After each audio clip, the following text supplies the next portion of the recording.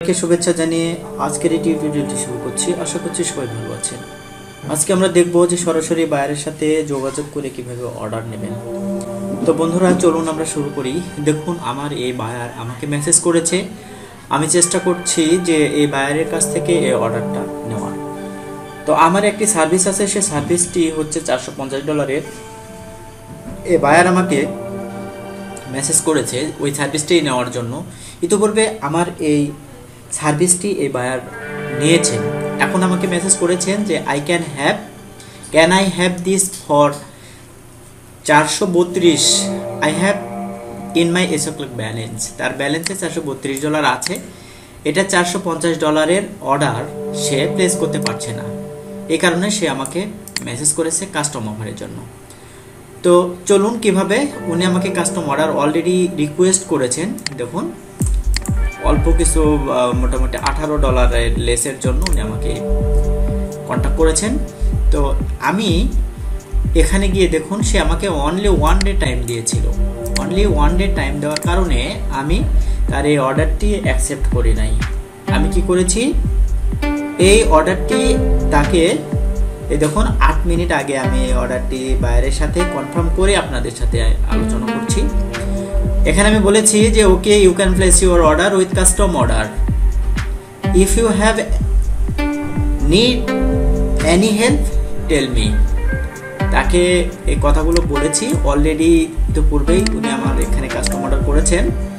তো আমি যখন লিখছিলাম তখন উনি কাস্টম অর্ডারটা ক্রিয়েট করেছিলেন, বাট আমি যখন এই মেসেজটি সেন্ড করেছি তখনও এরকম কাস্টম অর্ডার শো করেনি। বাট মেসেজটি শো করার পরে আমি দেখছি যে এরকমভাবে আসছে, বাট টাইম 1 ডে। তো 1 ডেতে আমি এই সার্ভিসটা ফুলফিল করতে পারবো না, এই কারণে আমি কি বললাম যে please I have need time, মানে 5 থেকে 7 দিন সময় আমার লাগবে। তো উনি কী করেছেন, সাথে সাথে উনি আমাকে কাস্টম যে অর্ডার রিকোয়েস্ট, সে অর্ডার রিকোয়েস্টে $432 10 দিন দিয়ে আমাকে এই অর্ডারটি উনি আমাকে সাবমিট করে দিয়েছেন। তো সাবমিট করার পর দেওয়ার পর দেখুন এখানে একটা অর্ডারের যে অর্ডার, সেই অর্ডারটা ক্রিয়েট হয়েছে অলরেডি। এখানে লিখছে যে your buyer has purchased the following service. নেক্সটে যখন সার্ভিসটি উনি বাই করেছেন, এটা কাস্টম অর্ডারে বাই করেছেন, এই দেখেন কাস্টম অর্ডার একটা অপশান। তো যখন বাই করেছেন তখন একটা সার্ভিসের যে বাই করার পরে যে একটা সার্ভিস নাম্বার, সে নাম্বারটা ক্রিয়েট হয়েছে। বাট তখনও কি হয়েছে, এটা পেন্ডিং দেখাচ্ছিল।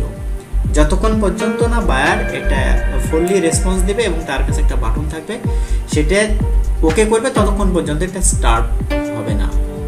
তো এখন দেখুন এখানে আমি তারপরে বললাম যে please response on the order it's show pending, তখন বলছিল ওকে।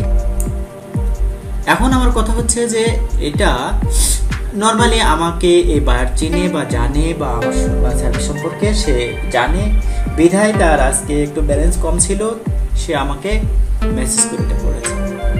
বাট এমন হতে পারে যে আপনার যদি একজন নিউ কামার বা নিউ বায়ার হয়ে থাকে, তাহলে আপনাকে এইভাবে বিভিন্নভাবে আপনাকে মেসেজ করবে, এবং মেসেজ করার পর সেই মেসেজের যে রিপ্লে দিবেন আপনি, এই রিপ্লের উপর নির্ভর করেই আপনাকে বায়ার আপনাকে অর্ডার দিবে।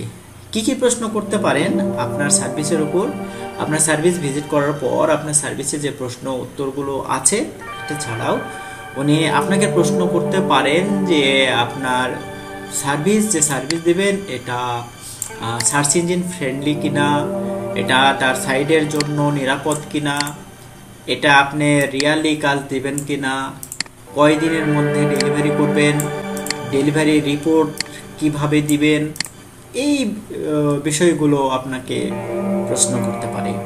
তাছাড়া তার যে ক্রাইটেরিয়া আছে, সেই ক্রাইটেরিয়াগুলো আপনাকে দিতে পারে। তো এইভাবে চলুন আমি দেখি যে আমার এই বায়ারের যে অর্ডারটি এখানে ক্রিয়েট হয়েছে কিনা।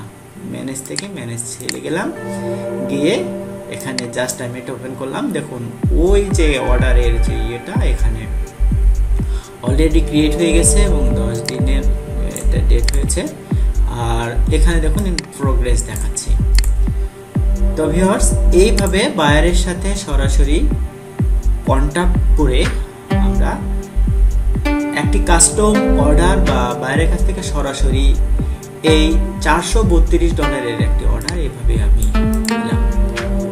আশা করছি বিষয়টি বুঝে গেছেন। যদি আপনারা না বুঝে থাকেন তাহলে অবশ্যই ভিডিও ডিসক্রিপশন বক্সে গিয়ে কমেন্ট করে জানাবেন।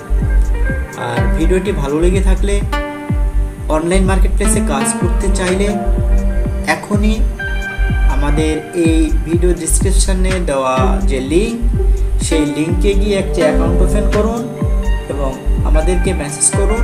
আমরা চেষ্টা করব আপনাকে সঠিক তথ্য দিয়ে কিভাবে কাজ করতে হবে সেই বিষয়ে হেল্প করার জন্য।